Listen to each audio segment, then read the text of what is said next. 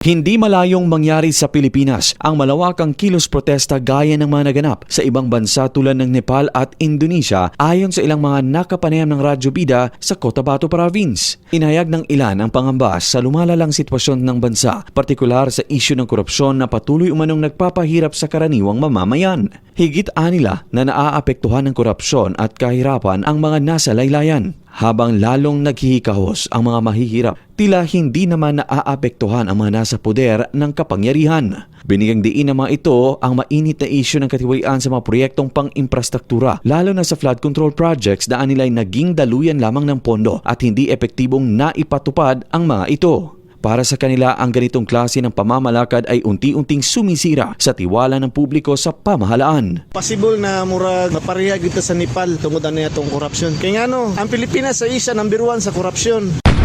Millions jud unta ang gusto mo protesta. Ang problema magluom lang sa ta mga tao kay kung tagaan na to siya grason nga makakita siya nga murag nag-alma na ang mga tao, simbako uryang mag-martialo siya. Although ang issue is pari-pariha pero ang aksyon sa mga tao murag imposible para sa ako ang mapareha sa ilaha po dito. Luigi Alan Totor, NDBC, Bida Balita.